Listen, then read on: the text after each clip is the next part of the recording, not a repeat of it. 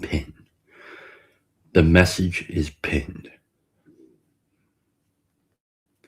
So that means I think I'm just doing like a. You guys have a topic if you want. I'm just gonna play. We could do it with what you would call an estuary like stream if you like. I got some time. I got permission to play.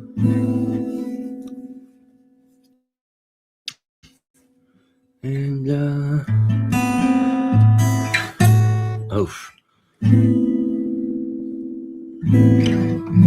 hello, Scott.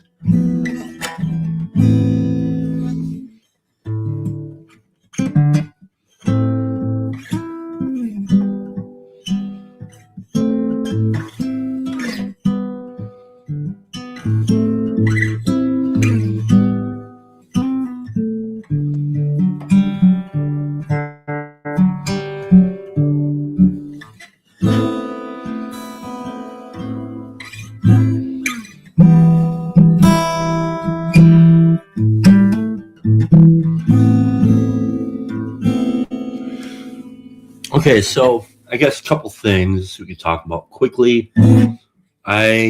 We have the Greater Regional Ingression Protocol weekend of June 12th through the 14th. There are several places that will be participating in that. We will be participating here in Ixonia. Upstairs, out back, we have a campfire. We'll be having a campfire on the 13th.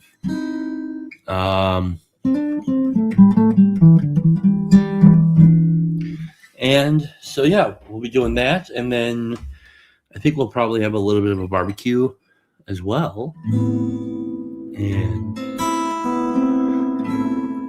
so that's cool. We have a few people coming out already. I don't really want to give the guest list of who's coming because I kind of like that to be a surprise for everybody. But we have 1, 2, 3. I think 3 different people and their spouses coming. So that's people plus Ann and I and Carolyn. So there's that.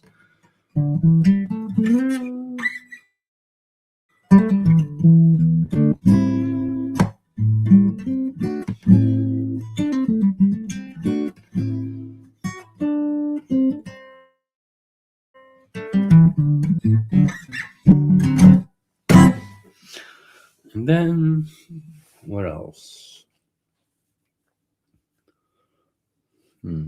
Oh, yeah, we got this little zine.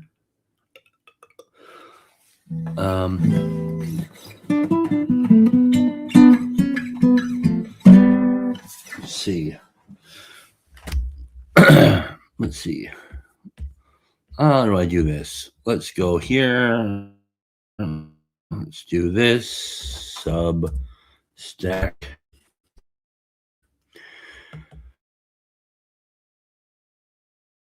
Perhaps one way of doing this would be. Hello? There we go. Share screen.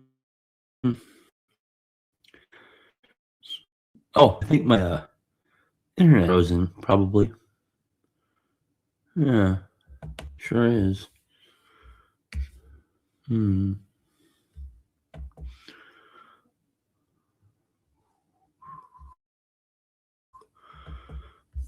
Share screen. Come on.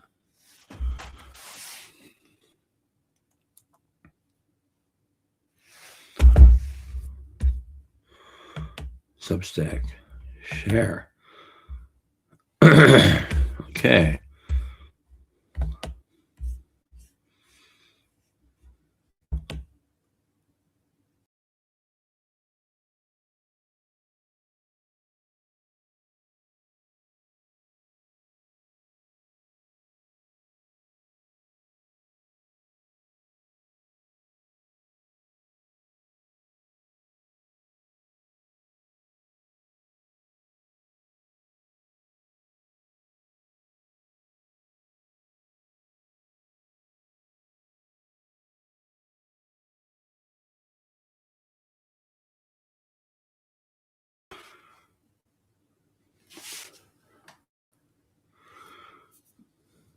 Okay, so we've established that the internet in Wisconsin is utter shite. Okay, let's do this. Uh, share screen. Share screen. Share screen.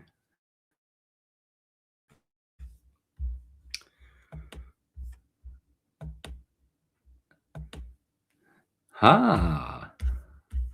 Did it work? Okay. All right. Let's see. Subscriptions.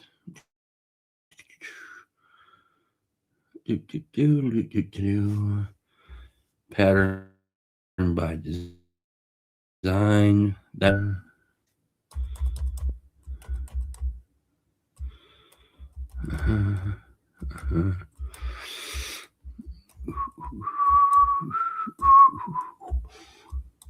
Where are you?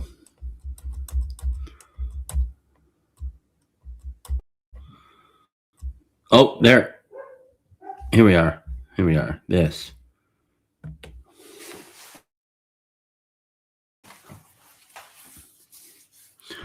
Share this screen tab instead. There we go. There it is. All right. Okay. This little. What is this, Luke Thompson? It's the revenge of the printed word, fucker. Your fair editor. Nice. That's cool, man. All right. I don't know who that is, but oh, here we go. May 8th, detectives are everywhere. All right. So we have this is the this guy here. This little zine is going to be hosting a new set of stories. And right now we have I have in the clip ready to get launched as soon as I can. Stop sharing. Thank you. Oh, well, yeah. I have a story that I'm looking forward to sharing with everybody. And oh no, Griswold Grimm is gonna go live. He may already be live. Dadgummit, Grizz. Let's see. Is it May 19th? Is it the 19th right now, or is it the 19th right now?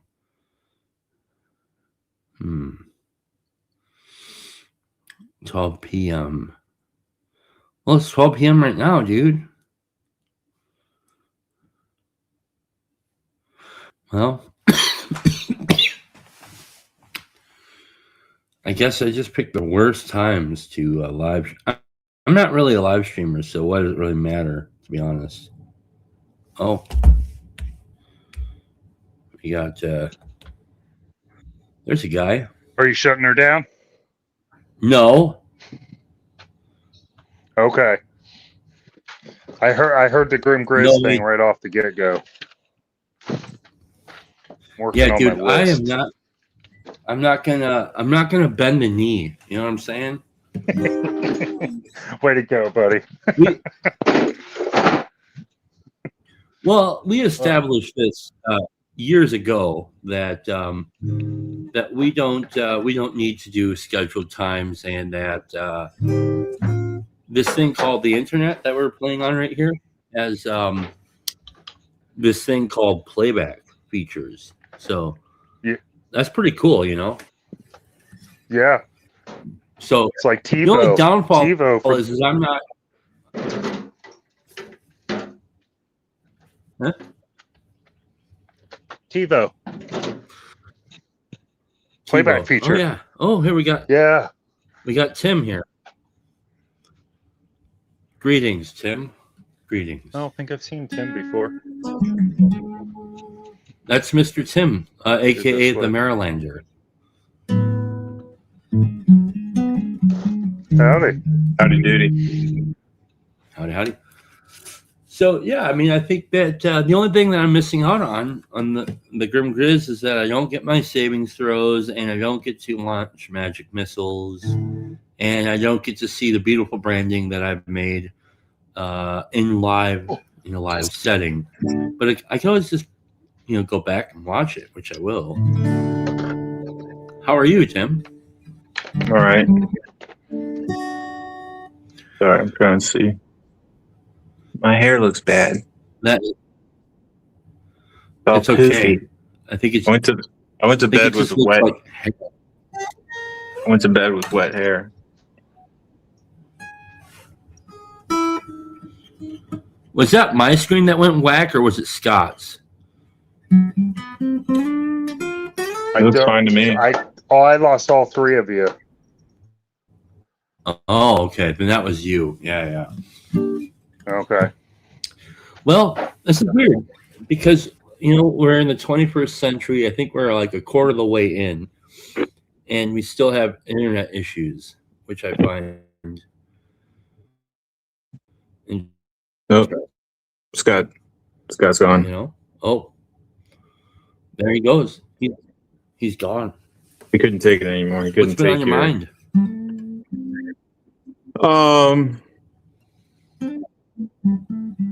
A lot of the same old shit. I got Me Too'd on that Discord server that everyone likes to hang out on. That was fun. Work's going well. Dog is happy. We went fishing and swimming in the river yesterday. That was great. Had a cigar. Nice. I'm living the life. Finding gold.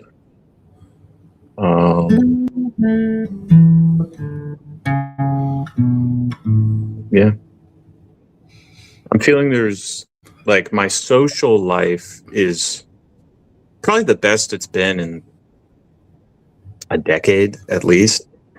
And there's still something missing,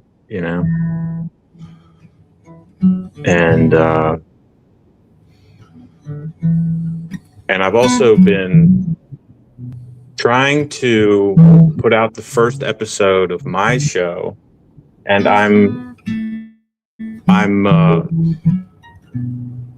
being held back by some sort of like trepidation. And every time I try to put my finger on that, whatever that demon is, like it morphs into something else. Like it's either procrastination, and then I like put my finger on that, and it's like, oh no, you're not procrastinating. You're actually afraid of making a mistake. And then I put my finger on that, and then it turns into, oh no, you really just don't know how. You don't have anything to say. And then I put my finger on that, and then it's like, you don't actually want to do a show, right? So.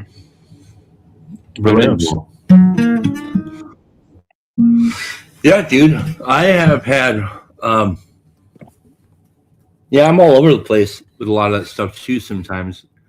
I think for me, a principle is just like I really don't give a shit about I try not to care too much about quality of outcomes. And so then whatever happens. But then what happens is sometimes like I'll jump on a stream and I'll just start like talking with somebody about something, and I'll hear myself talk and I'll think, God, you're a fucking idiot. And then I'll just like leave. Because I don't know why I feel that way, but and it's wait, like you feel you have nothing interesting to say, or you're getting bored? Yeah. That's it's. I feel I have nothing interesting to say, and so what'll happen? I'll think that I'll have something interesting to say, and then I'll start saying it, and then I'll think that's really stupid, and then I'll just kind of become internally embarrassed, and then leave.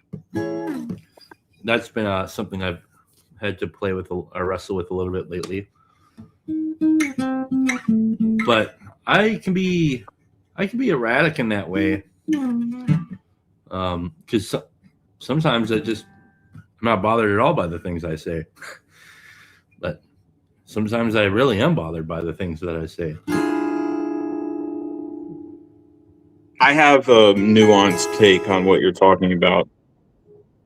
So talking is generally an activity that occurs in reference to another person. Sometimes we talk to animals, sometimes we talk to ourselves, but generally we're mimicking the activity that you enjoy in communion with another person, correct? Mm-hmm.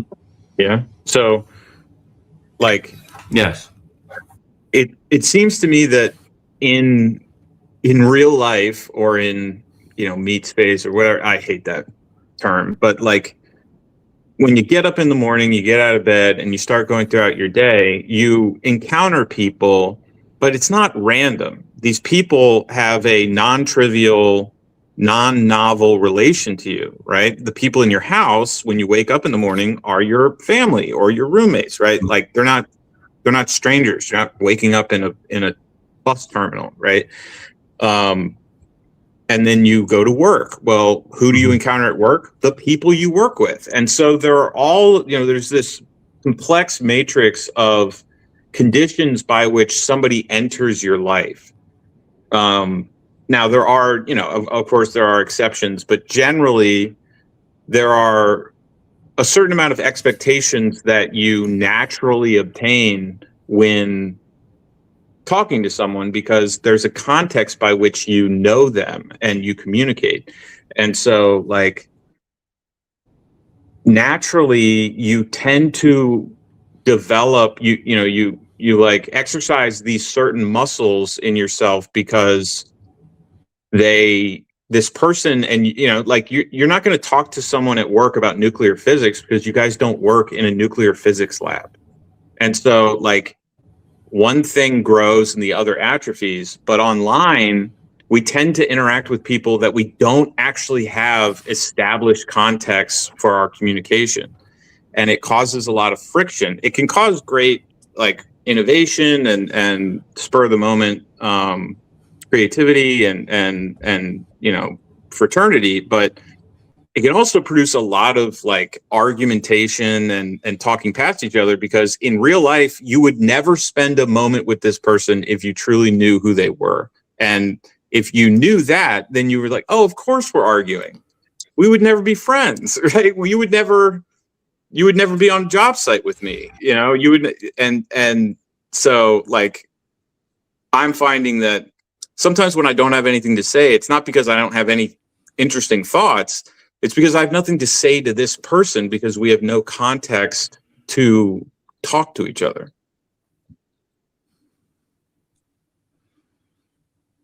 And that's what I missed almost. Go ahead. Sorry. No, I was going to say, and furthermore, that's why online dating doesn't work. Is because you're meeting someone with no prior context.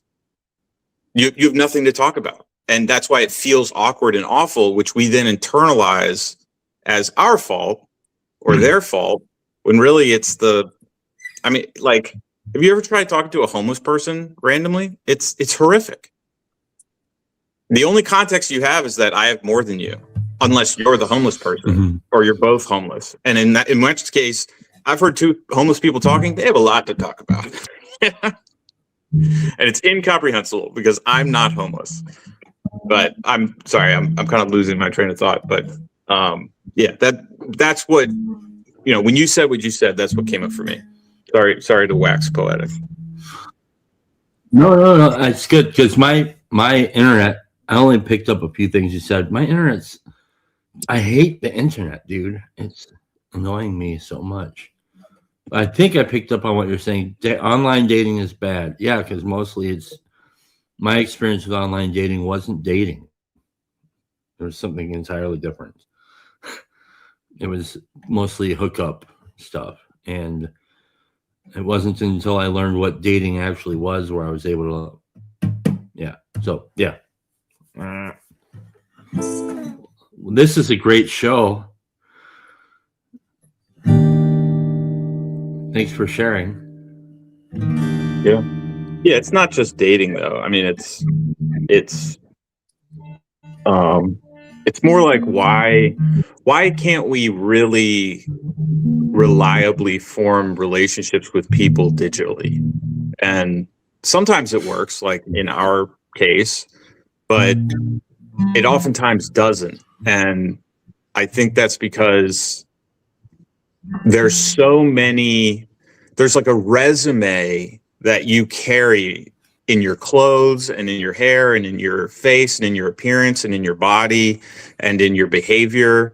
What kind of car you drive is a resume. What kind of job you work is a resume, right? And like when you meet someone at a party or at the park or at work or something like that, you're getting hundreds and hundreds of data points as to their personal resume, which gives you an implicit and subconscious like a decision process as to like whether this person is worth my time or not. And online we don't have that. And so I don't think we're going to be ruined by AI, because at the end of the day, I can just turn this device off. Like it'll never suffice for the real world. What's up, Brett? Right. Well, yeah. I mean, the online relationships that I do have, they require maintenance, intention, like all relationships, intentional maintenance and growth. So, like, there are a couple people that I really like, maybe yourself. Like, I have to actually bring into my consciousness, oh yeah, shit, I haven't talked to Tim for a while, so I have to. That's when you'll get a call or something like that. But that's why it's hard to have online relationships with a lot of people if you're not actively like going through your list of people to be contacting because you've decided to make friends. It can feel surface level sometimes. Yeah. But yeah, it's hard to do sometimes. Because I really would like to actually have a lot more relationships on the ground with people, if I'm honest. I like having the supplement thing that we have on the online thing, but I have to recognize that that's what it is. It's not, and at least in my case, it can't be like it can't be the real thing. And as far as AI goes, I'm not worried about AI. I just don't I don't do anything with it. The only thing I ever kind of do if I'm interacting with anything to do with AI is I'm usually taking AI works of art and I'm destroying them and then turning them into my own thing, and often using it as to kind of like troll AI or make fun of AI. And so that's what I'm doing with the stuff, because I feel like the real concern around AI has to do with actually people, and people bypassing their great responsibility and ability to be creative, even if that means shitty creativity. That's my thing about AI. Brett, we've said so much. What have you to say, sir? I was just soaking it up. I got on because I was thinking about the relationship thing. I just kind of walked out for my lunch, and I almost have it in the reverse, where the people that I work with, they're only the people I work with. And I really don't have close relationships with them. And it's interesting. The one thing about this space is I feel similar to other places that we're, accustomed to. If we have the same goal, like an ultimate goal, I feel a connection even when I disagree. It's like it's different. It's a different thing. Whereas at work, the only connection we have is we need to pay the bills.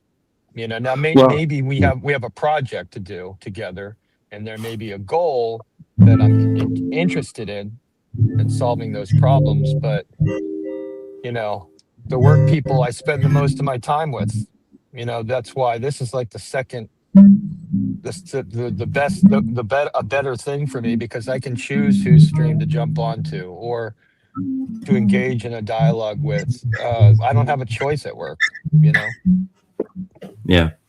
Well, I think part of this is actually boiling down to costs. It's expensive to have friendships with people at work, I think, because if the relationships crumble at the level of friend, it can actually crumble at the level of work relationship. And then online, it's the cost for a relationship is very the what would you say, the barrier for entry is very low. If I don't like you, I just say fuck off, and then I go do my own thing, and they don't really, and so I think that's why this seems to work, but it's also not sustainable as like a real meaningful thing. And I think you have to the relationships that you're willing to invest in, that's where it gets to be expensive. And I actually was thinking about this the other day because I don't really like it. I want to.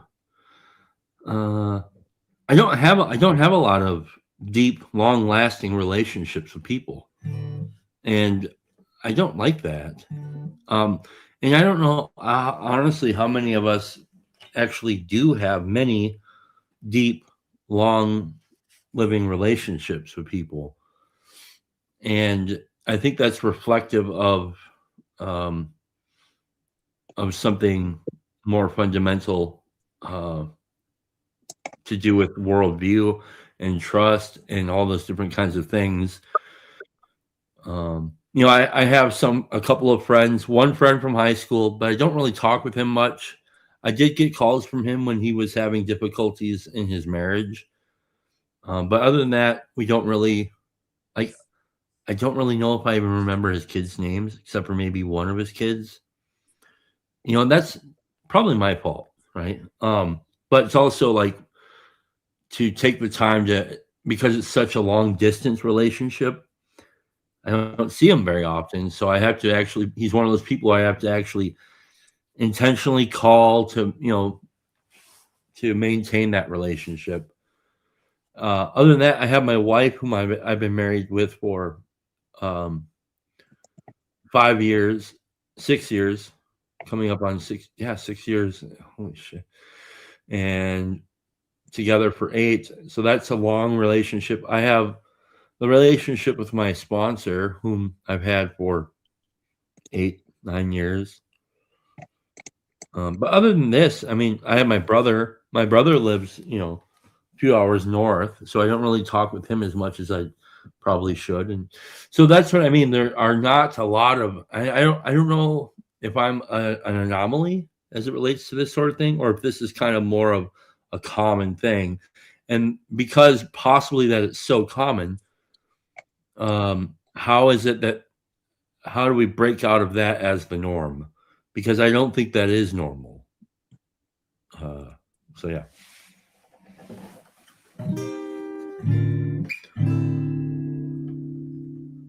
Did you want to go, Brett? Yeah. I mean, I can relate to that 100%.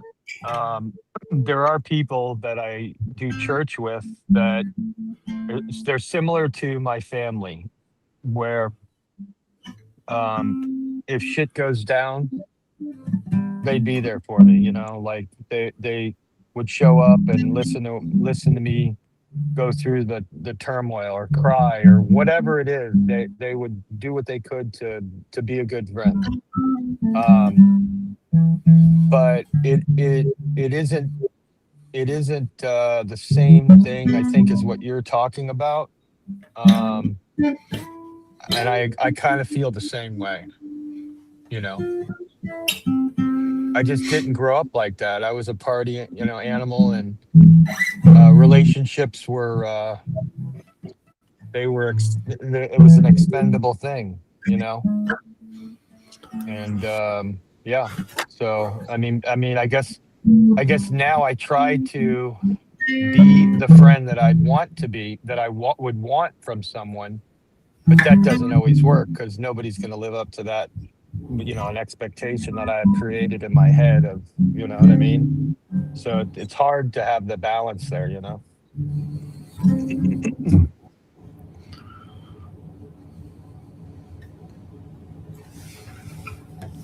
Yeah, I connect with it a lot. I think it's very normal what you're feeling and experiencing, and how much of that is like a form of like neuroticism, or just not real on your part, and how much of it is real. I think it really doesn't matter. I think it's just very normal. I think everybody experiences that, especially as they age, whether they want to admit it or not.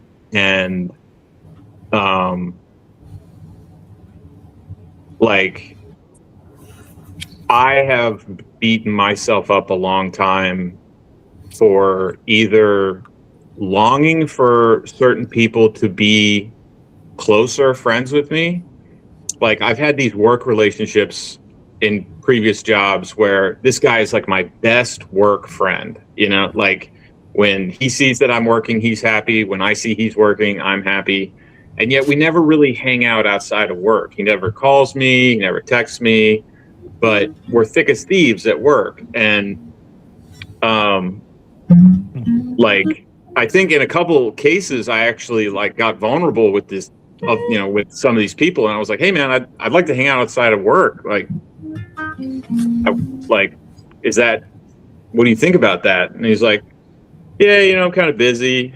And it like crushed me, right? Because I don't want to admit the fact of the matter, which is like, we're mammals, and if you want to do something, you'll figure out how to get it done. And so they just didn't want to, and I think that bears out into like husband and wife relationships or sibling relationships where, like, I'm close with my sisters, but we're not as close as I've seen some siblings. And it's like, should I feel bad about that? I don't know, right? There's an artifact of my religious upbringing in this, which it's hard to describe or illustrate, but my parents were in a community of other religious people that had a real like, they were really focused on or ruminating on like whether the whole person was perfect, or whether like there was an 80 to 90% good person metric on them, and that was then worth their time to be in a relationship with them. But if they did something or said something or started moving in a different direction, then like it dissolved the individual's ability to even consider them like an intimate partner in a relationship, whether it's a friendship or a business partner or whatever.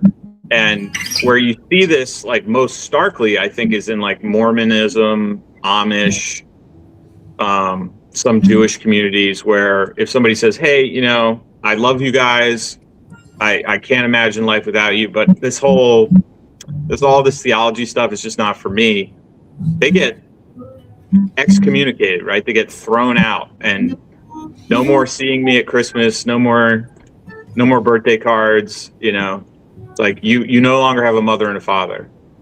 And I've noticed that I've had the instinct to sort of do that to people in more colloquial or like less intense terms. And one of the blessings that I've experienced recently, like in the last year and a half, was meeting a group of people that are all different, but are all united in friendship in a shared interest of our dogs at the park. And we do really beautiful things for each other. You know, somebody gets surgery, we all, you know, each person delivers dinner a different night of the week, right?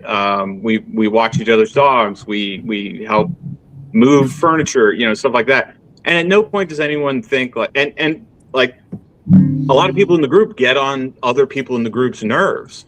But when somebody needs help, that's never an issue. It's like the person could be the most annoying, and yet it's like, well, they're one of our friends, and so we're going to help them. And I'm ashamed to admit that that was like a new thing for me. It was, you know, like these people came out of the woodwork to help me, and like without me even asking for it. And I felt, I was like, I can't accept this help. And they're like, why? I'm like, because I didn't do anything to deserve it. And they're like, you don't need to. And I'm still like, and these people aren't religious. They're of different political orientations. They're different ages, sexes, genders, relationship situations. And yet they all just give of themselves pretty unconditionally. And I have no explanation for it. I'm just like, why was this missing in the Catholic Church when I was growing up? Why was this missing in the charismatic community when I was growing up? Why was this missing in my household? Why was this missing in all my friend groups? And like, what did I deserve to find it now? I've just named your community as the Orthodox community. I like that a lot, actually. Because like it is funny because like I think in the 12-step realm that I come from, we have that kind of connection thing where if somebody's sick or something, you know, you got surgery or something, we'll bring you a meeting and meal and spend time or whatever. We'll help you move, no problem. We might complain about it, but we'll definitely come help you move and all that kind of stuff. And I don't have that in the other areas yet. I'm hoping to found that in this new church that I'll be hopefully integrating into. But here's a I don't want to spend the next 3 years trying to grow in that community to have it collapse so that we have to go again to somewhere new. I don't want that. I really don't. And that's why I'm reluctant to really join, because we spent 3 years at the church that we were at and they didn't do anything wrong. It just wasn't the right fit. And so, yeah, I mean, and this is where, yeah. So, yeah. I gotta go. I got a meeting with my professor, but I just wanted to say, you know, isn't that what relationships are? Like when you go to date somebody, if you were heartbroken before that, you know, you're taking a risk that this isn't going to happen the same way, right? And so, do you never date again? Like, you know, no. I mean, you're gonna give it a go and try. So it kind of made me think of that, you know. Anyway, I'm sorry to bug out. I have to take the call, but I might be able to jump back on if you guys are still on. All good. All right. Thank you. Thanks, guys. See you, Brett. So I was wondering if I could play the other side of this discussion, because I think that we only feel like we're lacking because the internet makes it feel like we're lacking. I don't think so. Just thinking historically, most people were agrarian. They lived miles and miles and miles away from their neighbors. You know, they had, and then you talk about the different relationships. Most of the relationships, when I think of like, I don't know, feudal Europe, those were basically work relationships. You were under the king, right? There was only one blacksmith in town. You know, there was only, you know, so many resources. The key was the family. I think about just even in recent history, my parents, and it sounded like, Tim, you said the same thing, that your parents didn't have a whole lot of friends. And now that I'm entering the autumn of my life, like, that's what we do for Chad, when you're at this, I don't see anything that you're going through as abnormal. It's exactly what we did. We had a bunch of friends. We hung out in our 20s. You know, we had a good core of people that we would rotate parties around to each other's house, so one person or one group didn't have to do all the cleanup every single week. It was fun. It was a blast. But then we had a kid, and you had to shrink down. And that's kind of what being a parent is for your situation. I spent the last 20 years dumping my soul into another human being, and it shrunk. It shrunk everything down, right? And it's in part because of what you're talking about with the risk with relationships. I don't want to risk me dumping into my son, you know what I mean, to have a bad relationship go. And so I just think that maybe because we do have such a connected digital world, it makes us seem like our real world is lacking when historically speaking it probably hasn't. But where are you getting that? Because I don't know if that's true or not. I think in some locations that's probably true, but I don't know if it can be said to be merely true that people were living miles apart and all that. So I don't know. I just don't know if that's the case. And I could be, you know, having like assumptions about how an idealistic world where you know, people would be kind of growing up like or having, yeah, I don't know if that's the case or not. I don't know exactly. I'm not saying like, you know, having you know, dinner party friends where you're always going to be with each other all the time, not like every day, every week or something like this, but like but I do think that to be able to, well, I mean, the family thing is huge. So the, you know, the Dama side of the family is uh yeah, but even that, maybe I don't know how new that is or isn't. Um, yeah, what do we really know? This is one of those moments where I'm like, shit, what are we Sure. talking about? We're just full of shit, guys. Well, that's why, I mean, that's why I still, and I get what everybody says about this thing. You don't want this thing to be the only thing, right? Mhm. And you don't want it to get in the way of the real life stuff. But I don't know. I just have a hard time, and maybe because I'm new, you know, to being on this side of things. But I don't. I just see the people that are positively impacted by what goes on here, myself included. You know that. I don't know. I don't. It just seems more important to me than, you know, something that's not. I mean, here we are. We're having a discussion. You know, Tim's in a funk a little bit. Maybe this helps push you through, get you some ideas for starting your channel. How I'll tell dare you. you say that? Well, I know I just met you, but you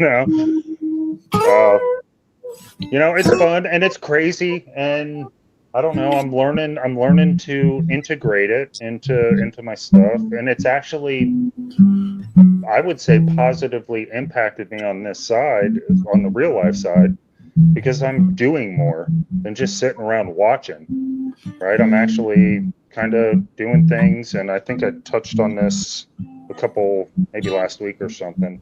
It's made my real life relationships a bit more richer too, because I want to make sure they're impactful and I'm not robbing from them to do this. Right. So, yeah, because this is kind of, to me, this is kind of like a bar. The whole thing, though. It's like and it's easy to be, if you're like me, it's easy to be a barfly because it's kind of a place where I can go and hide and like kind of like have like a simulacrum of deep and meaningful relationships. And sometimes bar relationships have been that way, but mostly it's like like some sort of bypassing So I don't mean to denigrate this because I'm doing it, right? I'm here. I have some time off. I can go and sit at the bar and be a little barfly for an hour or so, and I like it. I like doing that. But it's also, but I want to be able to, I have to spend time at work, spend time at the, in these other areas, spend time with my family, and also what I like about, for me, what this is really, the bar, this little whatever community thing for me is about being able to play with creativity. So I really like that. So I like to be able to share different creative things I'm doing, and whether that's the poetry or playing with the zine or interacting with like the so-called community and contributing things that way. That's fun for me. I like doing that. I don't really get to do a lot of that on the ground, in the what should we call it, the geographical space. My daughter's home. She's not happy. So that doesn't mean I'm going. I think she's trying to take a nap. The cries, Mm-hmm. the different cries. You can tell when they're hopping mad with the different cries. Yeah. And she's just recently discovered that she knows how to throw a temper tantrum. So that's new. She's been really chill up to this point, and she's like, "Oh, I can just be a bear right now for real." Sweet. So there's that.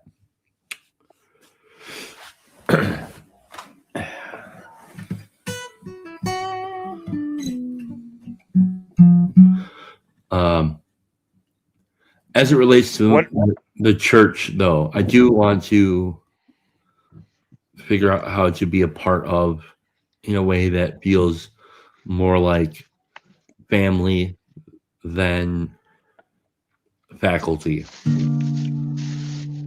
That's my hope. What did you think, Tim, of what I was saying?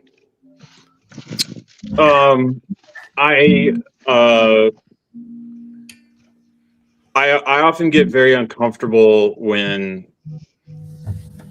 I hear someone telling me to compare myself to people that lived like 500 years ago.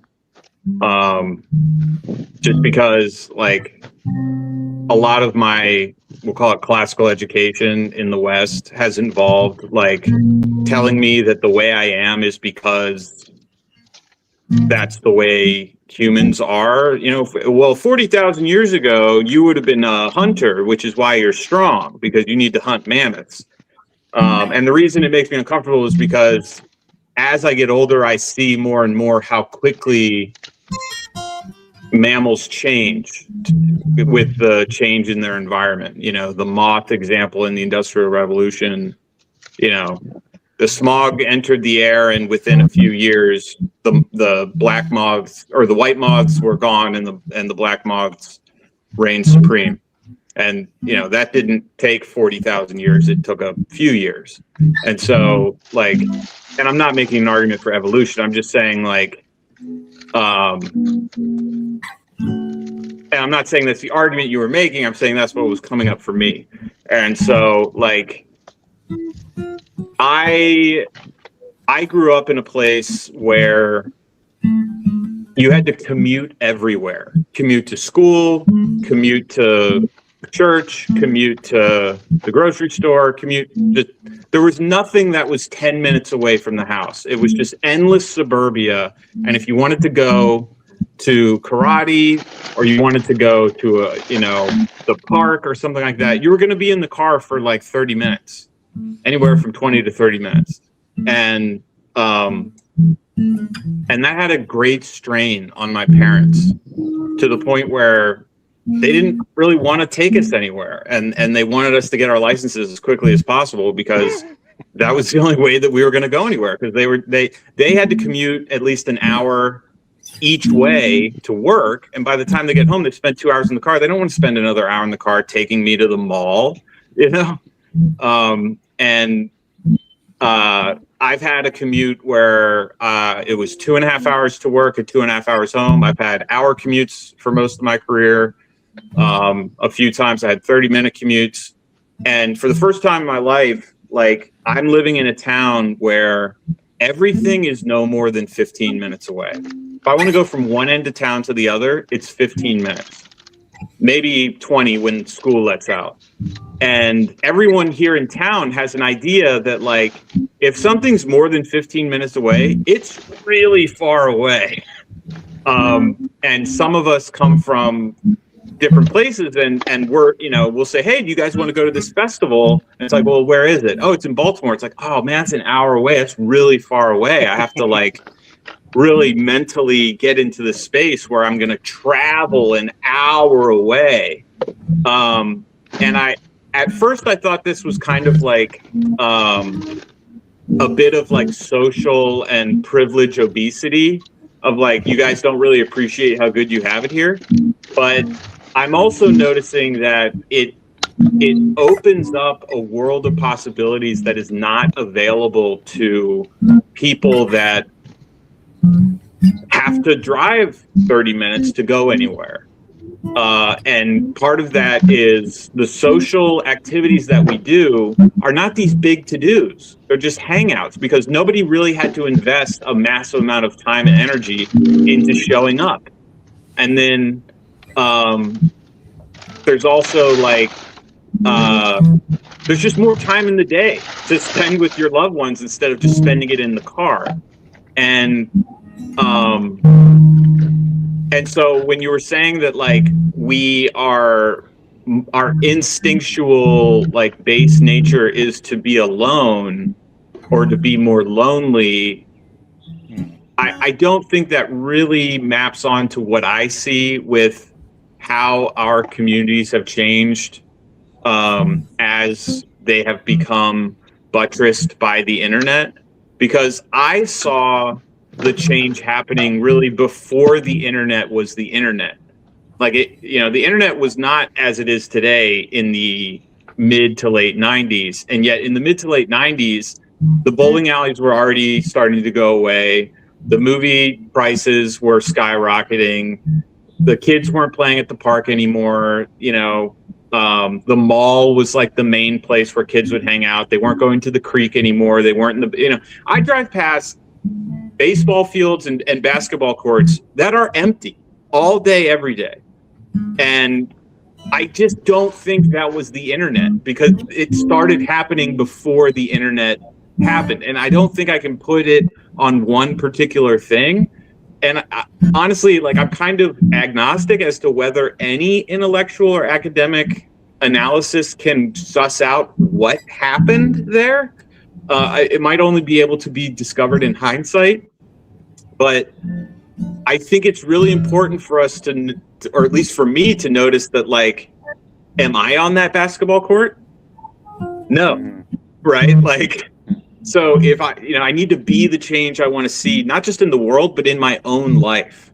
Like, when I moved here, I wasn't able to do some of the things that I used to do because they were farther away than I was sort of comfortable with driving. And I noticed that over the winter, I spent all this time fantasizing about going to this certain creek and gold panning in that creek, and how sad I was that it was an hour drive away.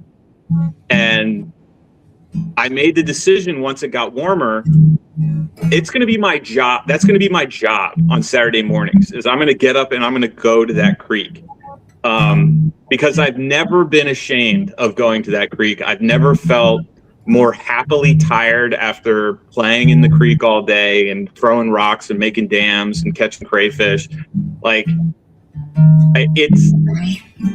I'll never be on my deathbed and say, like, I should have spent less time at the creek, and it has led me to show others the nature and others the outdoors, and they love it just as much as I do. And now they're spending time at the creek and they're letting their dogs swim. And I'm really happy that I did that, and I need to do it more. But I first had to ask myself, like, what really is preventing me from doing this? Is it just this like uncomfortability with how far away it is? Or is it that it's not solving all my problems? And I think it's a little column A and column B, is that we have a very like opiate society where like unless this one pill, unless this one date, unless this one person is going to heal me completely, it's not even worth my time. And like, you know, you used to have to smoke like a few joints to get really, really high. Now you have to take one puff, and that's not even enough, right? Like, people are talking about getting alcohol vapes, right? Like it's Enema. never enough. Alcohol enema is the way to go. Tim, are you the Tim that was recording with me when Sylvia had her kittens? Yes.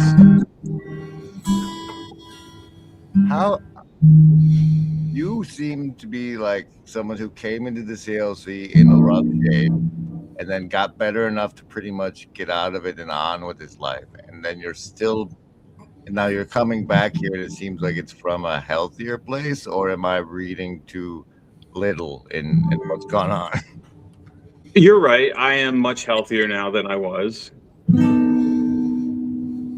So like mentally, physically, emotionally, spiritually. Like you might be a TLC success story, and I'm feeling it out because we don't have a lot. I attribute most of my success to like say Jesus. No, to like leaving, like getting as far away from whatever is going on here. That was part of my success.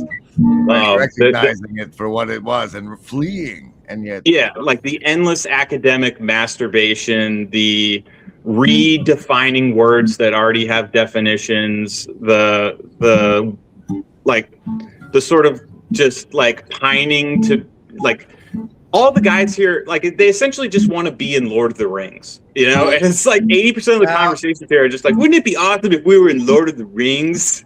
It's like, no, you're never going to be in Lord of the Rings. I gotta contextualize this.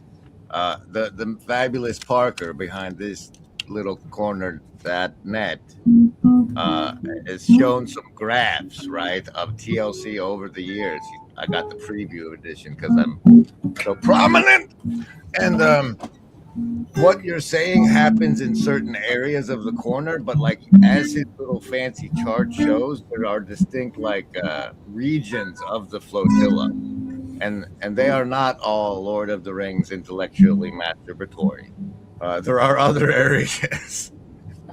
But that I do admit that was the one you had encountered, was that corner of the corner, so to speak.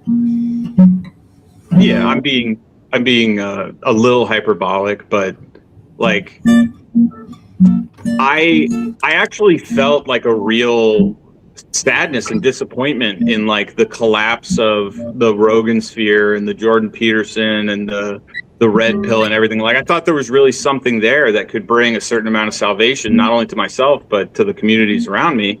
And it was all nonsense. It was all nonsense. And what I found was none of that is stopping me from living my life. None of that is stopping me from making myself better and therefore making those around me better. Because other people have better lives when not only I'm in it, but that I'm healthy in it. And so, like, you know, right on. The proof is in the pudding. And so, but you still found this particular string? So what's your current level? Chad's a friend of mine, and I always like to ruin his live streams. So still through that, despite the cesspool that we are, there was a friendship grown during your time here, and now you stick around to ruin his life. So there is that salvific. Sometimes the cigar is just a cigar. There's the baby in this particular bathwater cesspool. Eh? You want to buy my bathwater? I could go for a cigar. Please draw a Joker, dude. I don't know. I did on well, like you know how you stream 10 minutes before mine, and I had a stream anyway. That one's got a Joker in it. I don't know what's gonna come up now. Sweet. Oh, it's good. Yeah, I'm glad we talked about this stuff because I mean, for me this is I've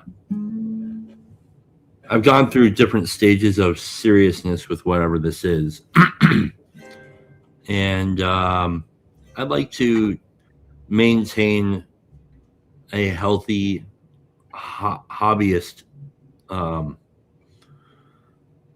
like a hobbyist position or posture as it relates to my relationship with the corner. I mean, it's a hobby thing, and but I mean, there's serious play. I do think the problem is like I'm an attention whore, and so in an attention economy, that could be if I'm not grounded, then I become It tastes sick. too good. It tastes too good. Yeah. And spiritual, my spiritual wellness, I think is if that's not kind of maintained, then all this just looks really shitty, real quick. And I don't want to live that way. Well, my target demo is people that were watching this much YouTube anyway, but just isolated by themselves. Like, Yeah. you know, before they realized that they could talk to other people that were watching the same stuff, you know, and that. So, and hopefully this leads up and up. Yeah. Well, I mean, to your point, Grizz, like I think that, like whatever you could be weirded out by this if you like, but I think that you're an example of somebody who seems to have increased in their well-being in the years that we've spent. And I think that that's really fun. And I'm not just saying that because you're here or my friend. I would have said that if I had to point to different players in the game that seem to have experienced and exhibited some sort of positive growth. The hive mind likes it better when the characters arc. Yeah. Yeah, God but then bless all.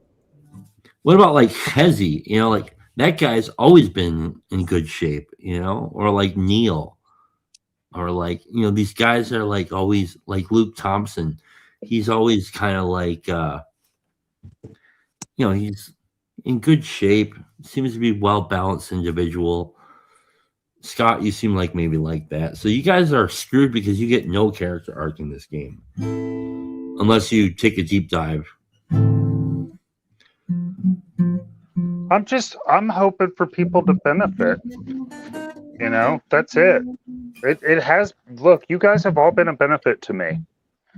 And I'm not going to back down from that.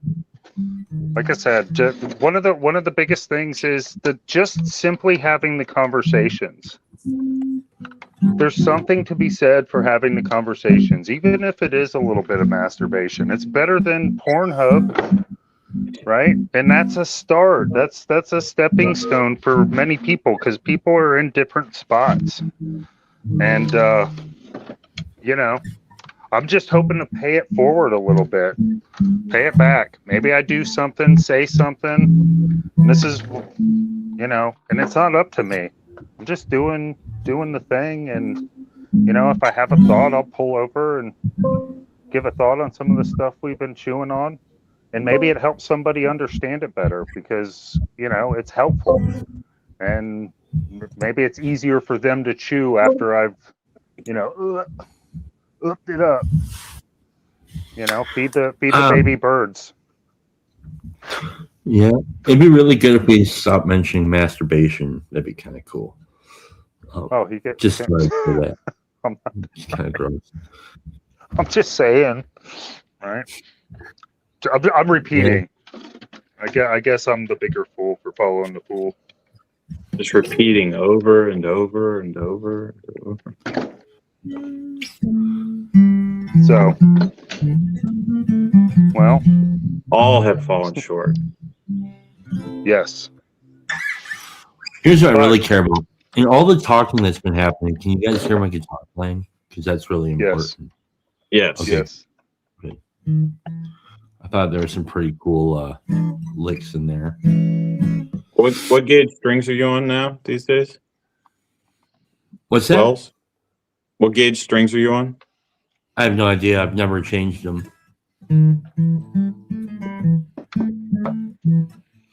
I pay so little attention to these things. I just want to play guitar and doodle. I still have the strings that Zepp gave to me at Midwestern that I've not put on my other guitar. I was gonna say, like, when you break a string, are you just gonna throw it away? Yeah, this is actually Anne's guitar. That I guess I somewhat inherited in the marriage. I know, Zepp. Sorry, dude. I just got to put them on. I don't know if it's laziness or I've had those strings on there for like 12 years. And I like the way that they sound. They sound dead and beautiful.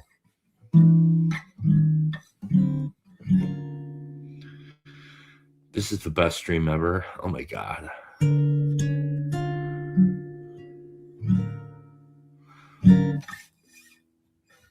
Yeah, another going back to Scott's point, it's Scott, you are very articulate, and I appreciate that. Whereas Brett is more stoic, you know. But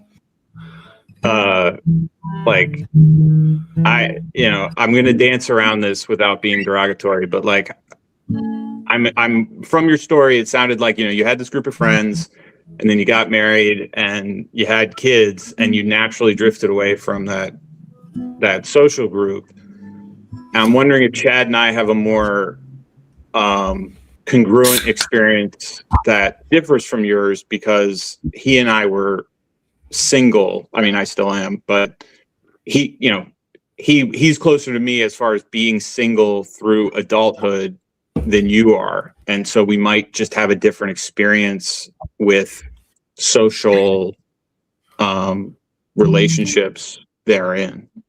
Because I have noticed that people who get married younger and have kids, and then they're like, yeah, you know, just so busy with the kids or whatever.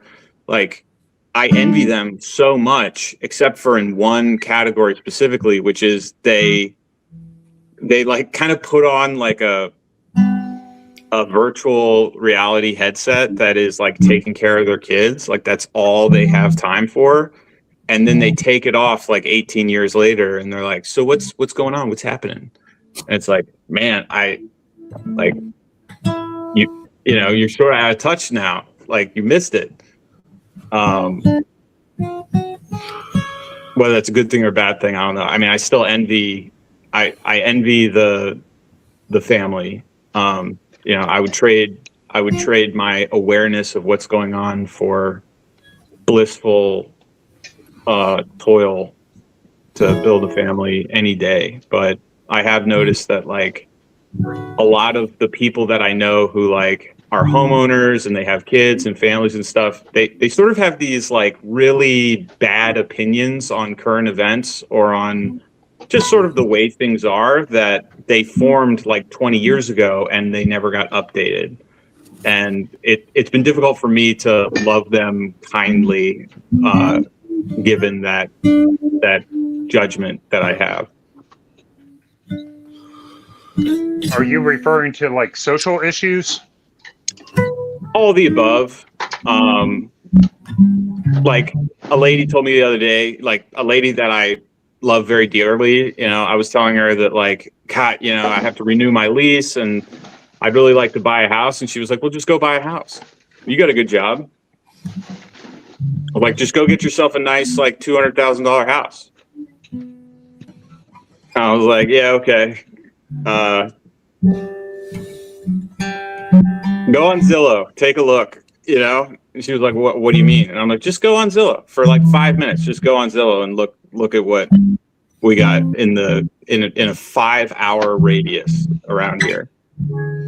And she was shocked to see that, like, there are no houses that are $200,000 anymore, at least not in this area. Right. And so that's kind of what I'm talking about. It's like all the Okay. above.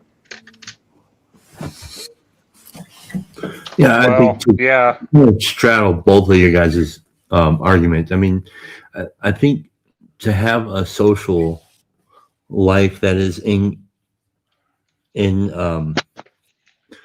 uh, in a live conversation with with the reality. I hope that I'm going to be able to be plugged into a community where Carolyn can have friends, where I can continue to grow with those people, and maybe look back and say, "Wow, I've had these friends for 20 years, whatever, 30 years," and that Carolyn is able to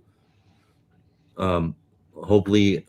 The ideal is hopefully that she'll be able to enjoy and grow in her own life within that community and not want to leave it as soon as she's old enough to leave. That's because I don't want that. I really don't want that. And so I ask a lot. I ask for a lot, for sure. You know, I'm not. I think one of the things I least want is for her to grow old enough to say, "Well, I'm old enough to leave, and I'm out of here forever, and I'm going to move 2,000 miles away." I don't want that for her. Me neither. I've even told my son, I said, I want to be a grandparent that's involved. And I have one friend that I stay in contact with.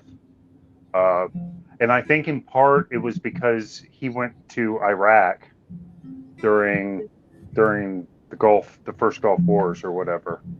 And so we got used to having a relationship, which is very similar to what we're doing here. And we've been able to stay friends for 20 years. He was the guy that I went down to Florida a few months ago. He was working on his house and getting behind on schedule. And I just jumped on a plane, flew down there, and went to help him out. And he swings by here. Hopefully he'll be by next month. He's heading up back home, up your way, not all the way, but close to. He's going up to the Midwest. I won't out him all the way, but he's going to swing in. He's going to spend a day or two hanging out here. I get to know their kids, but one. And most of my life has been pretty intense relationships where I felt like I've been moved by the Spirit to really engage relationships, but most of them don't work out. Right. And one of them in particular ended pretty badly. He was the best man in my wedding, and it blew up a week before the wedding. Like, you know what, but I've had at least one of those relationships all through my life kind of working as well. And for me, I don't know if it's my.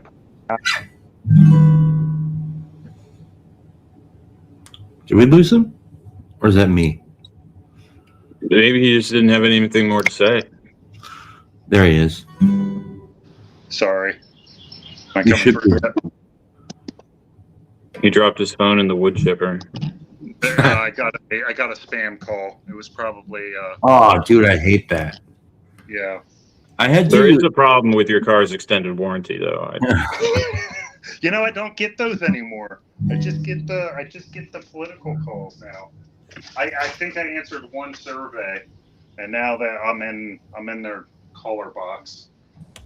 So yeah. One thing I try to do is when I would do these on the phone, I would put it on do not disturb.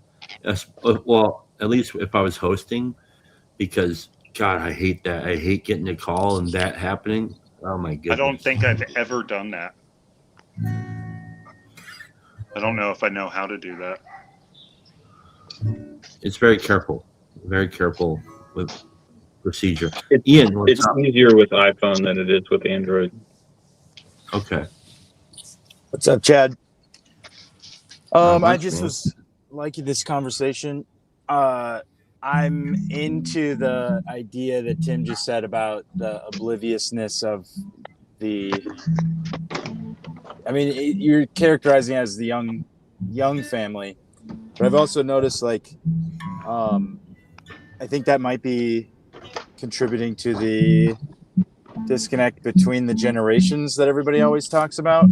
It's almost like if you skip paying attention for that amount of time, then when you get back to paying attention, everybody's blaming you because you weren't paying attention. So you're causing the problem by not participating in the solution or working on it or something. And then you get resentful and entrenched because you don't know what's going on. And so you're like, we should just go back to what we were doing when I got married and when I had kids. And as a young married person with a kid, it's like, I don't think that I'm that way. Like my wife and I are sort of trying to figure out how to go and do something with our lives that's a little bit different than buy a house and have a career that is necessarily shaped to have a house. But in the midst of that, there's like a weird, I don't know. Like when I say that, I don't mean have a successful podcast or something. I'm trying to figure out like, where can I get in line and start or like start pulling on something or pushing on something and make something important happen. And I don't know if it is just learn a trade and that's like a more honest living and listen to Joe Rogan podcasts and talk to my fellow tradesmen about those types of things, or is it start a business, I don't know, make a product or something? Because I think of myself as somebody that's paying attention to a lot of things, monitoring the situation. But I don't necessarily know how monitoring the situation has helped me act on it. So there's like there's a disconnect there too, Anyway, those were just some thoughts that were coming up. I will say, from my own experience, I will always encourage somebody, if they have enough aptitude and ability and willingness to adhere to a schedule, to actually join in the trades, because at least in my experience with the trades, from a union worker standpoint, is I have reliable insurance. My wife has reliable insurance. My child has is very good insurance. I've not had any slowdowns as of yet as it relates to work. Not in a few years. So I mean, I've had some slow spots, but usually it's pretty good. Sorry to interrupt. Do you with your union thing, does it change a lot? Like, do you do different gigs basically, or are you going? I've had different ones. I mean, I was doing commercial jobs for like the first few years. So hospitals, schools, I was just doing those kinds of jobs for tile work. And then I landed in a company that does only residential bathroom remodel stuff now. And that's been very good for me. I didn't want to do it at first. I was a bit intimidated by it, but because I said yes to that, a lot of things opened up for me. But here's the thing. Almost nobody gives a shit about the podcasts. Yeah. Most of the guys are talking about FanDuel and their favorite sports stuff, and that's fine. I just don't really care about that stuff. So like what I'm doing on my jobs normally is I'm listening to audiobooks or you guys. And I don't even listen to Rogan or any of the other podcasts anymore. I just don't care. And and I was actually talking with somebody about this. I think Neil. I think here's one of the interesting benefits that I think we're going to see. This is based on my own little limited belief about what has happened over the last 10 years as far as the political immersion is that people who have been on all sides of the culture war, there are going to be a whole bunch of them that are just like, I don't give a fuck about anything to do with politics anymore, and they're just not going to talk about it anymore.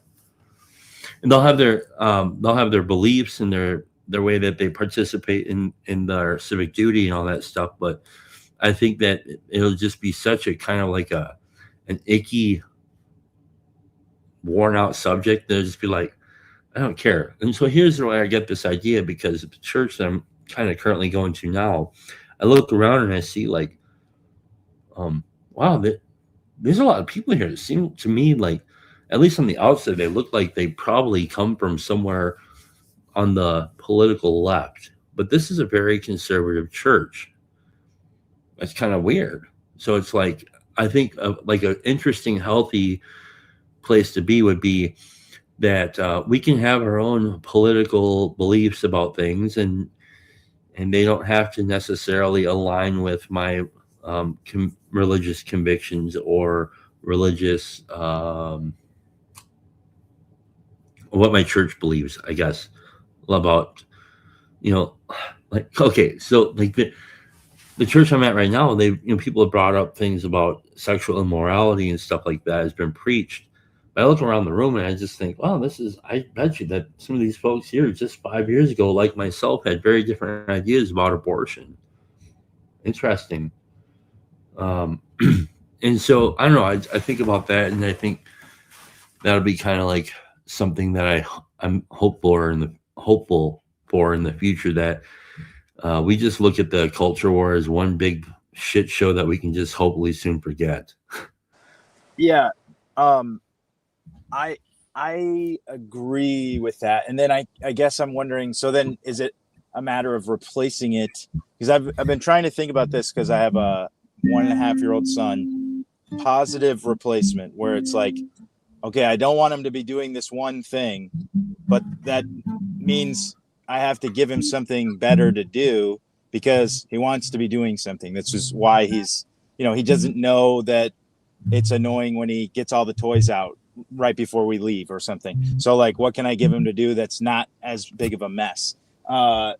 So is it a matter of, like Tim was saying, he was feeling some resistance about going to the creek, but then if you go to the creek and you invest in that and you see the value in that, then you have something to invite people into, because in that case, like the people at your work, I mean, that's one thing, it's one arena, work, but the people at your work, they're being invited, constantly by every different, anything you're watching is inviting you to participate in FanDuel's, addictive product that they're marketing to everyone. So there's constant invitation into that, and yet the return for them is unhealthy, or usually just they're losing some amount of money to this corporation. So like, do we just need to invest our own selves into things that are worthwhile? Like you're saying, the TLC conversations as opposed to the FanDuel conversations, but I would say the creek is probably optimal. The time that you get to your discretionary time, what are you investing it into? Well, again, I listen to not a lot of TLC stuff. I listen to a fair amount, but mostly I'm honestly listening. I listen to Homeroom, and then I listen to a lot of audiobooks, which I love a lot.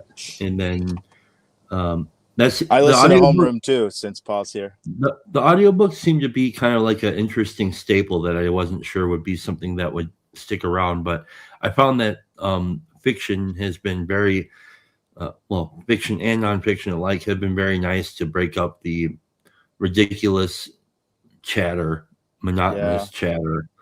And because it's like, who gives a shit, honestly, about this stuff? And so it's been helpful to, what is this? Who's this now? Another Scott? Okay. Well, all right. Well, what's up, Paul? I agree. This has been a great live stream. I've really loved the conversation, and it's fun to see. I was glad Grizz kind of came in and dug around a little bit, and Tim's story, and to hear what he's learned over the years. To me, a big part of this has been sort of people checking in and checking out and then checking back in again because you can't see the arcs. There's just, this conversation has just been great. It's been sort of all over, but I think you guys have touched on. I think you're completely right, Chad, that after enough of this culture war, political stuff, people really care about and what they hunger for are the stuff that you guys are talking about here. And there's no shortage of this. Everyone can talk about this in some ways because this is much more basic in all of our lives. Are we living in? Do we have friends? Are we? Do we feel loved? Are the gifts that we give received? Are we receiving gifts from others? It's just so basic to human life. Yeah, I love that story about the creek. I think it's awesome. And the fact that, Tim, it's one of the things that I see is, different people sort of dip in and dip out in terms of where they are and what they can sustain. And I think there are other people, like you mentioned, Scott, it's like, Chris Howard in the morning. I mean, he's just an oasis of sanity for a lot of people. And then we've got other guys, like Everett, who's coming in now and, running some live streams, and, Brett, and just people are making a space for relationship. And what you talked about too, Tim, and also Scott talking about when you start having kids, especially if you have more than one, like right now, Chad's little girl, she's small, but as she gets bigger and those naps stop, she's going to take more and more of your attention. And it's not just attention. These kids are, you're not just feeding them food.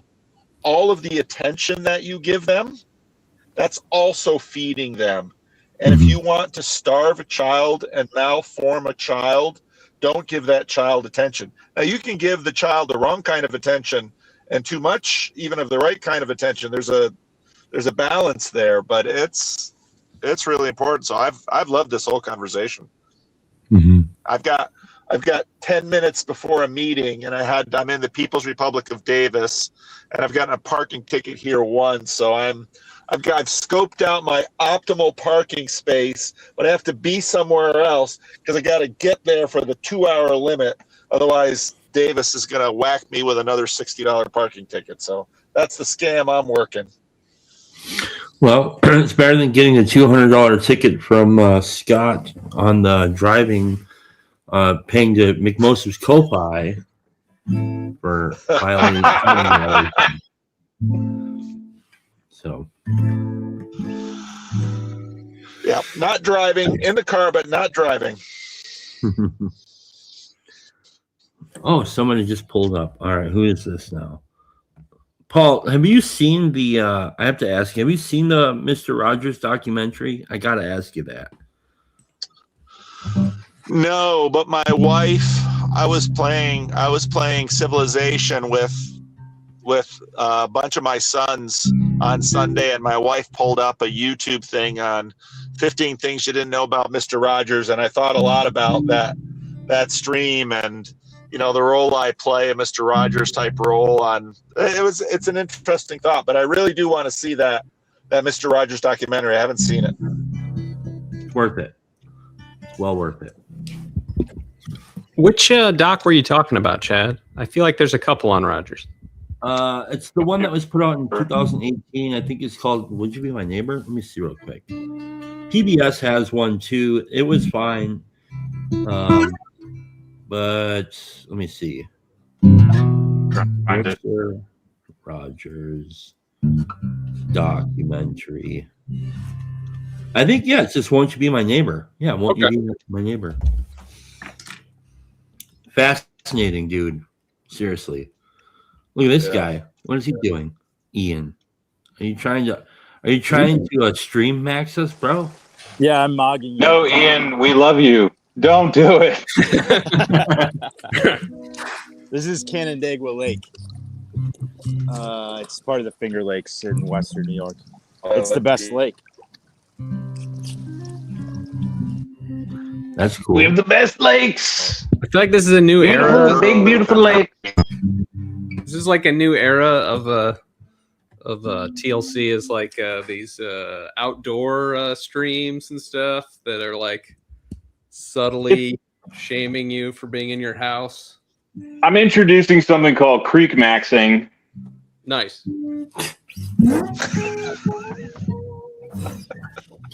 I like it. Ezra, what's on your mind?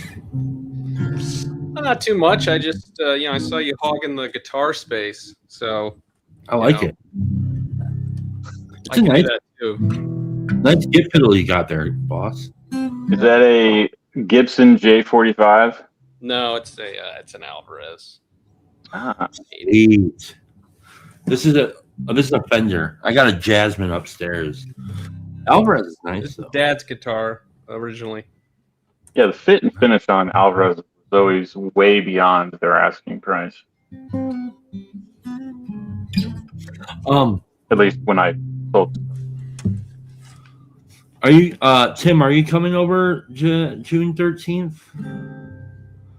I don't know anything about anything. Okay, all right. Well, I think Are you throwing me a party? Yeah, we're gonna throw a barbecue and have a campfire, and then it's also going to be my 43rd birthday. But that's kind of like besides the point. That's just kind of like, oh, by the way, it's gonna be my birthday. So, but it's really a Grim Grizz thing. What is that? The Greater Regional Aggression Protocol. grip. So yeah, Correct. that'd be fun. Will it be an optimal grip? Hopefully, Yeah, hopefully. it'll be optimal if that's I'm where just you're glad at. it's a drivable grip. True. I thought we weren't going to talk about masturbation anymore. Very true. Thanks for that. All right, I got to go to my meeting, but listen until I find my optimal parking space. All right, Paul. All right, good thanks for luck. We'll start a dropping by. GoFundMe for your Hey, parking Paul. ticket. All right, let's have a duel off here, dude. Let her rip.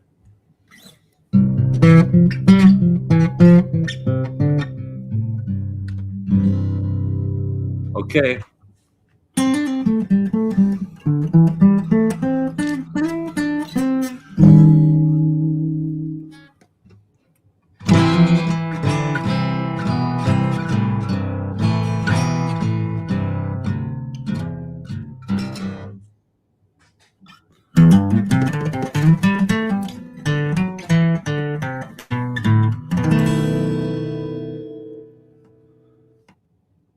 This is a new jazz group called Latency, where we explore the digital space.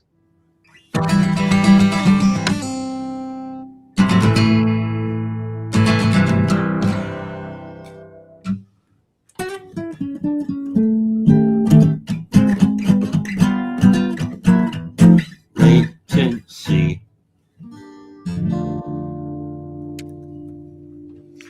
This is hard in this open tuning. I can't really do anything jazzy. I don't know any of the chords. That's all you could do with it is jazzy. Oh, okay. Open tuning. I didn't know you were a communist. Oh.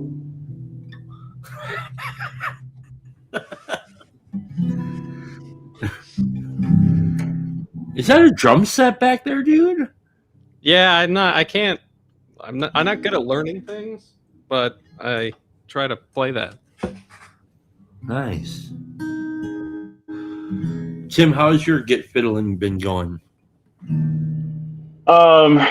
It's I've lapsed a bit. I've certainly lost the strength in my fingers. Like I need to build up the calluses again. But whenever I pick it up, I just play the same things over and over and over again. And I think I've gotten, about as good as I'm going to get at the guitar, right? Like I'm never going to be able to shred like Yngwie Malmsteen or twinkle dance like Doc Watson, but you know, I know enough to make me dangerous. What I really want to do is incorporate my playing and my singing better. Because when I'm singing, like when I'm trying to sing out a melody or link the words in my head to a melody along with a progression, I find that I just sort of sing what I'm playing, or I play what I'm singing. I'm not like the best songs to me are the ones where the melody and the instrumentation complement each other. They don't mimic each other. And I want the femininity of the melody to be a partner to the masculinity of the instrumentation, rather than the homosexual relationship. Interesting. I'm trying to think of the masculinity of the instrumentation. Like, can you give me some examples of where your favorite expressions of the masculine instrumentation marrying well with the feminine melody? Yes. So a bad example would be me playing like an A minor chord and starting on A for the melody. But a good example would be like Country Roads by John Denver. Ba ba ba ba ba ba da ba. It is dancing around the chords like in arpeggiation, but I don't think you would ever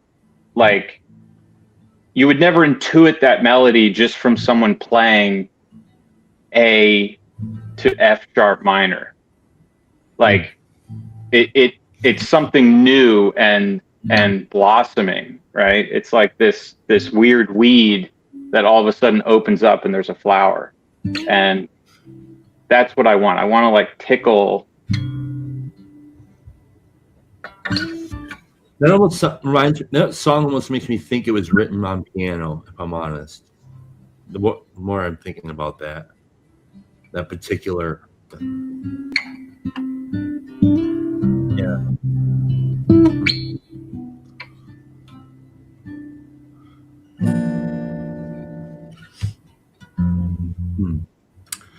Cool. But I can relate to the playing the same thing. I think that's all this kind of doodling shit is the same kind of shapes over and over again. And they're often these kinds of weird, I don't even know what is this? This chord, is that like a seventh or some shit? The minute it sounds like.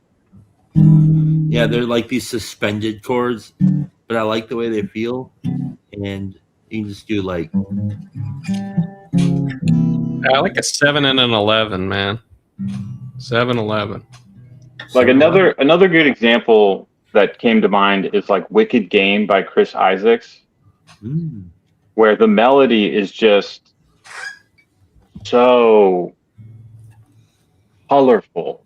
You know, it's not just we're going from A to C to G to A. That's not the actual progression, but you get what I'm saying. Like, It's very easy when I'm playing a certain progression to just go from root to root, or from root to fifth to root, or something like that. And what's killing me is that like I keep hearing this AI music, and it's really good. It's really, really good. Like it hits my ears, and I'm like, that's awesome. And I hate that. I hate how good it sounds. It's almost like it's what I imagine a meal tastes like, made on like a Starship Enterprise replicator. It's like too perfect. And I don't know. Maybe good enough is good enough. Maybe I have something different to offer, and I need to accept that and play with what I've been given. Yeah, but I like that. That's my school of thought, because Otherwise, you fall into the trap of always thinking like, "What's the point? If AI can do it, then why the fuck should I?" It's like, yeah, but AI doesn't fucking have it doesn't have earbuds or eardrums. It doesn't. It can't feel the strings. It doesn't. It doesn't fuck up. It doesn't write bad songs. Or whatever. It's like you do. That's fucking awesome. Fuck AI. Who cares about that? Who gives a shit about AI? If I want the best music, I'm just gonna go listen to shit that's already made. Honestly, I'm just gonna go throw on The Wall or like some Snarky Puppy or Sleep Token or fucking Bill Murray, whatever the fuck the thing is that I already love. That to me is my thing. But like the art that I get to participate in, it's gonna be shitty, and that's wonderful, right? That's how I view it. I mean, everything down to even like the stories or the poetry or whatever. Who fucking cares about how good it actually is? Honestly, if I want to worry about what's good, I'm going to worry about the shit that I'm putting in tile. Like that has to be good because somebody's paying me to do that. I get to play games with creativity. That's my take on it. Anyways, hot take. Yeah, I have something to confess. I judged some people, shocker, I know, but I moved to a very liberal town.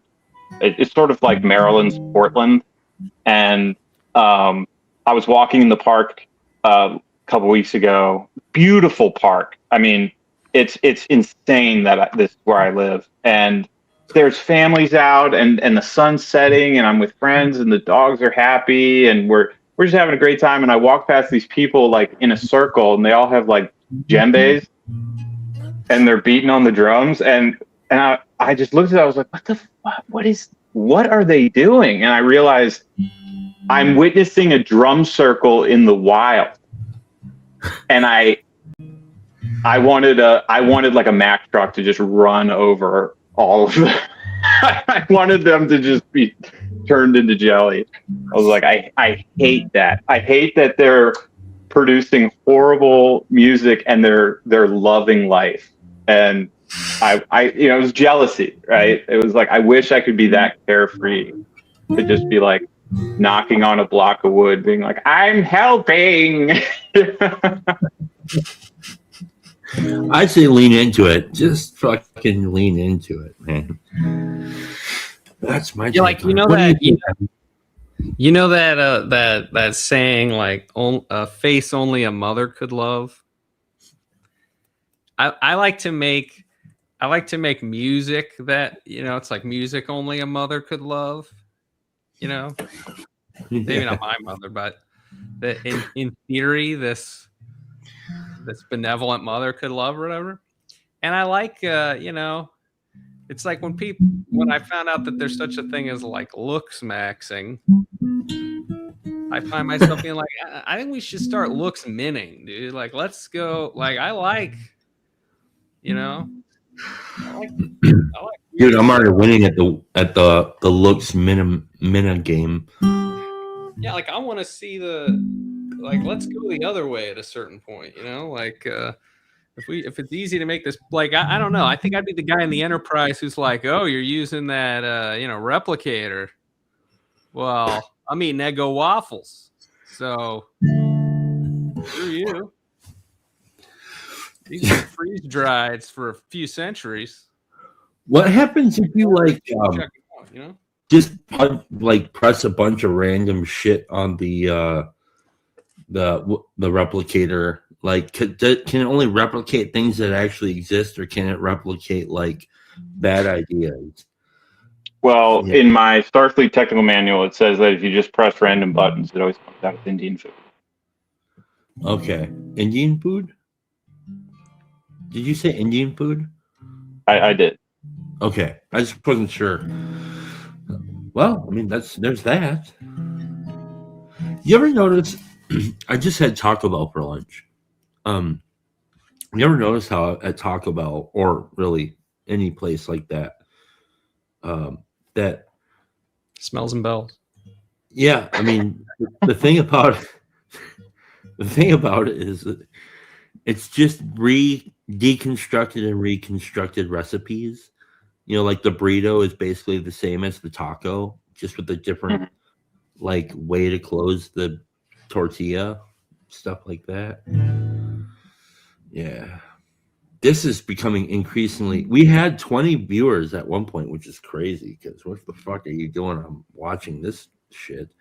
Now we have 10 and they're missing all the best shit. I mean, Paul Vanderkleid came on and was like, "You guys are so smart and insightful and handsome." So that's all I needed. Yeah. Take that, Dad.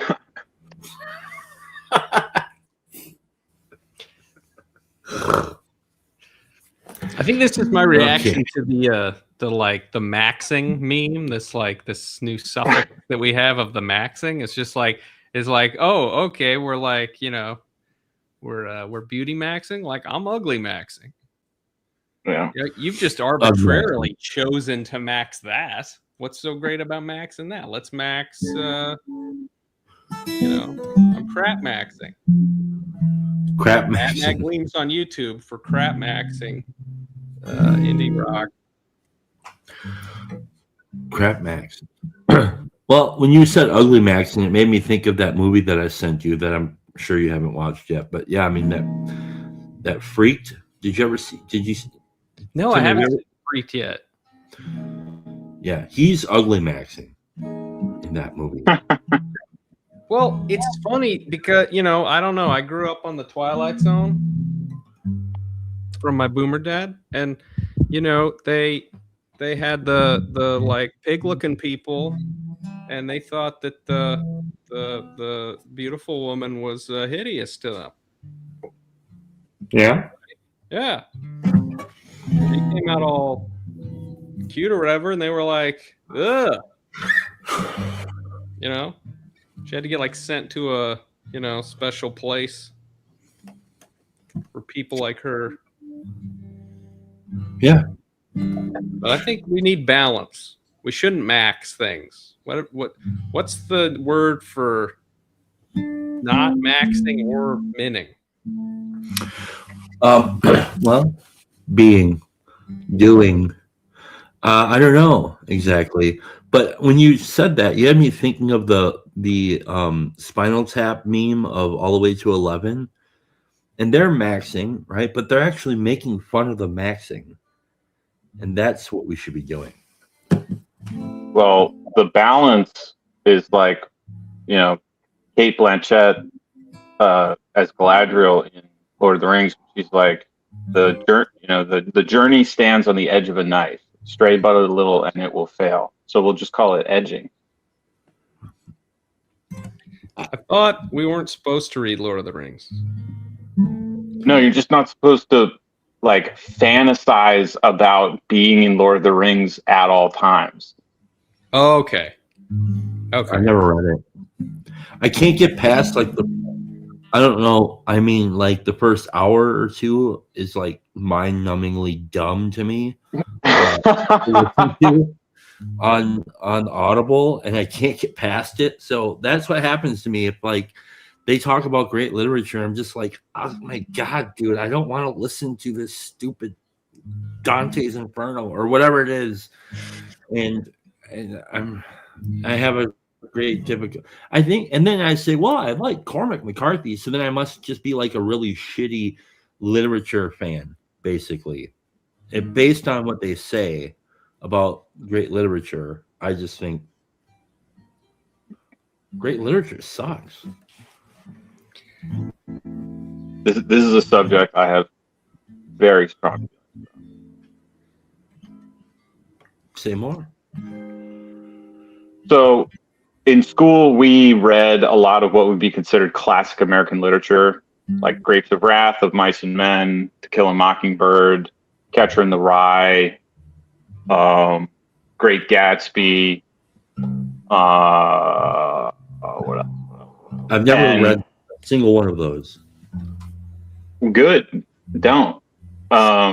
Because the overarching theme that I got from all of these works is that life is completely meaningless.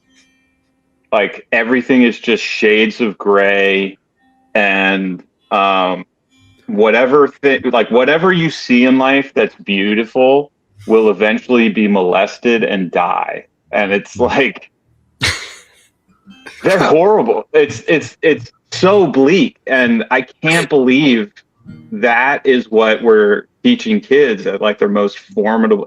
It's like, yes, he got very rich and it didn't make him happy, and then he shot himself in the head.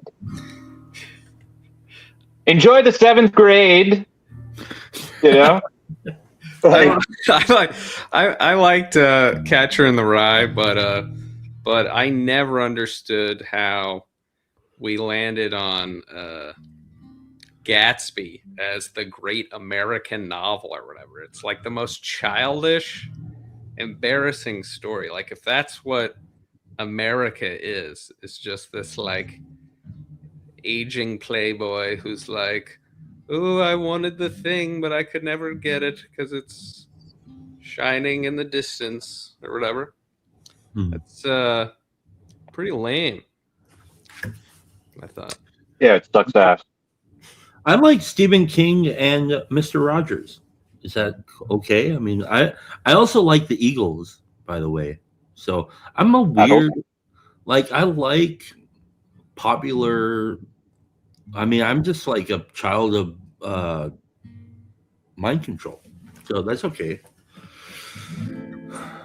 You know, but the greats, a lot of the great stuff is just. I started listening to who's that guy that wrote son of a bitch, what's his name? A portrait of a young artist. What's his name? The writer James Joyce. James Joyce, and I'm just like, and I was telling Anne about it. She's like, "Why are you reading James Joyce? He sucks," basically. But she really likes the Lord of the Rings, so I don't know. She has better taste than me, I guess.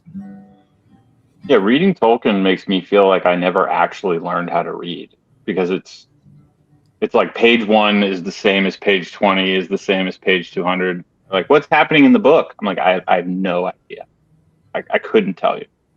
And I've been reading for weeks. I think reading in general overrated. Agreed. Now that's an unpopular opinion. I don't like. The main thing is the trust of books.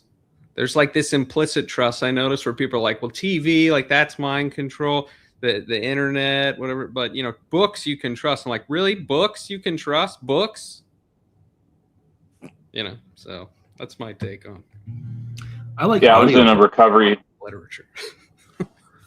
Oh, Chad, you'll appreciate this. I was in a recovery meeting once listening to a speaker, and he was talking about how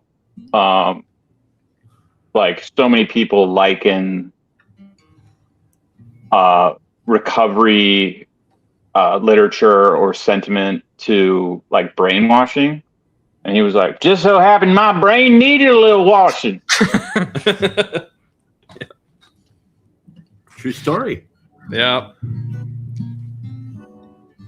Actually, that's the whole reason what got me into actually accepting mediums beyond music, or like, you know, rock music, was basically my venture into recovery. And so because of that, I started actually becoming interested in literature. Not great literature, just literature. But I like I only listen to stuff because I don't really have time to read it. So like I have a whole library of shit that I probably will never read. But mostly because why would I read it? I have audio. It's like way better to listen to it. I mean, that's why I learned about C.S. Lewis and like the C.S. Lewis the what the hell is it? The Screw Tape Letters, read by what's his face? The devil himself. John Cleese. Awesome. It's a great audiobook. There's that. I took a girl on a date once to a used bookstore, and I found a really nice leather-bound copy of the Screw Tape Letters, and I had to buy it because it was like $8. And she was like, "What is that?" I was like, Nothing. Don't worry about it. Demon stuff. Don't worry about it. It's a classic. Go- Well, what do you guys think? Should probably get going on. I know. I'm a better man for the time I've spent with both of you. So thank you. It's been great. Thank you guys for coming on. It's really good to see you, Tim. Nice meeting you, Tim. Nice meeting you, Ezra. All Here. right. Try to get better at ugly maxing because he sucks at it. Yeah, he does. He's kind of. It's like Tom Cruise trying to ugly max. What the hell? If you're trying to be an ugly maxer, you're a loser because you're not doing it good. All right. See you guys. Bye. Adios. Adios.